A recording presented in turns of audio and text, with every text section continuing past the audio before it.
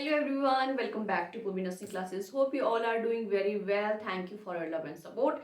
Keep watching the channel, subscribe the channel and share the channel Pubi Nursing Classes. So चलिए आज जिस topic के बारे में हम बात करने वाले हैं that has been written in front of you, that is the immunoglobulins. चलिए immunoglobulins का दूसरा नेम जो होता है वो एंटीबॉडीज भी होता है.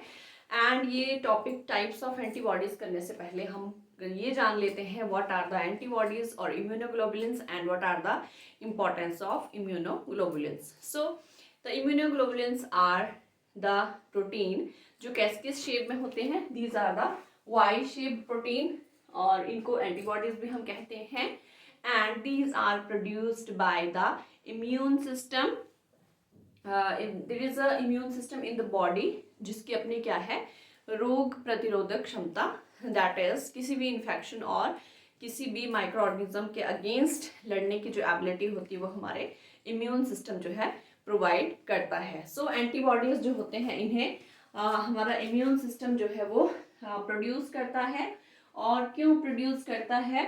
To identify and neutralize new foreign invaders like virus and bacteria. जो भी नए वायरस बैक्टीरिया हमारी बॉडी में एंटर करते हैं उन्हें आइडेंटिफाई करने के लिए एंड न्यूट्रलाइज करने के लिए, ताकि वो हमारी बॉडी में कोई भी इन्फेक्शन ना क्रिएट करें. उसके लिए हमारा इम्यून सिस्टम जो है हमारे एंटीबॉडीज को बनाता है. So clear.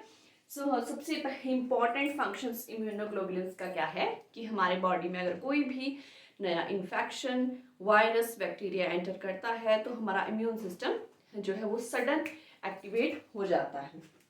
आज हम करने वाले हैं the types of immunoglobulins. So आपके सामने यहाँ पे लिखा है the types and descriptions. चलिए शुरू कर लेते हैं. सबसे पहला हमारा immunoglobulins आता है IgA, then IgD, immunoglobulin D, immunoglobulin E, then immunoglobulin G and immunoglobulin M.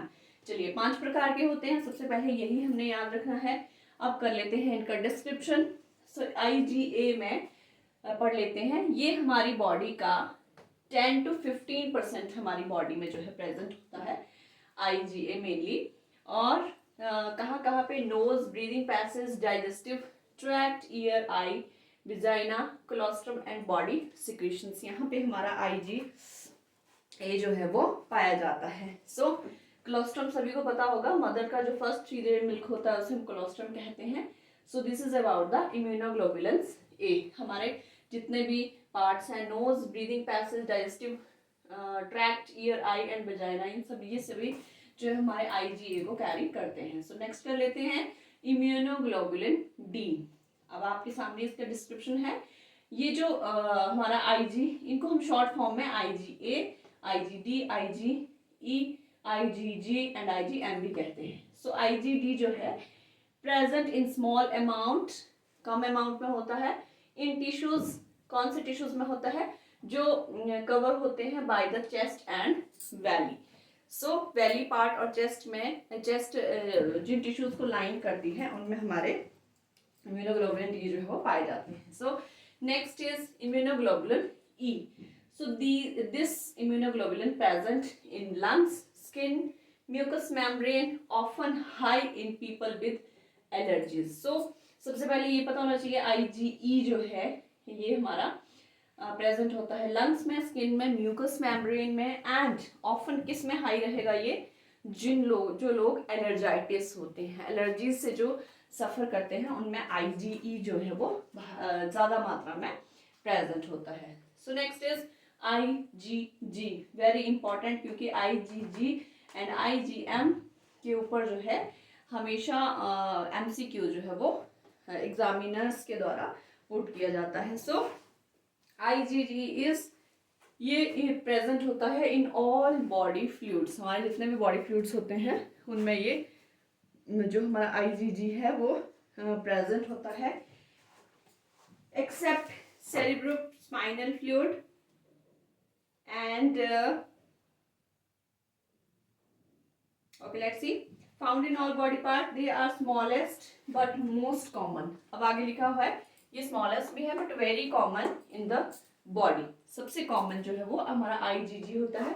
कितना? 70 to 80%. and importantly ये क्या करता है, it fighting against bacteria and virus. हमारा IgG जो है बहुत बड़ा इंपॉर्टेंट रोल जो है वो प्ले करता है by with fighting bacteria and viruses in response to bacteria and viruses. और यही एक इम्यूनोग्लोबुलिन है जो ओनली क्या करता है, प्लेसेंटा, जब भी एक प्रेग्नेंट लेडी जो है उसका वूम लाइफ चलती है तो उसके वूम लाइफ में ओनली IgG जो है प्लेसेंटा को क्रॉस करता है। सो this is also the MCQ।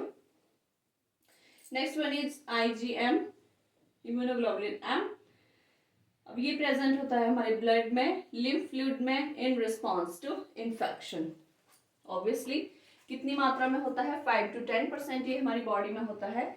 अब इसका जो साइज होता है वो बहुत अदर देन जितने भी हमारे इम्यूनोग्लोबुलिन हैं उनके अकॉर्डिंगली ये बिगेस्ट इन साइज होता है। इसे हम मैक्रो एंटीबॉडीज भी कहते हैं। सो इम्यूनोग्लोबुलिन्स और antibodies plays a very important role in the human body. So इनके बारे में, इनके डिस्क्रिप्शन के बारे में नॉलेज होना बहुत इंपॉर्टेंट है।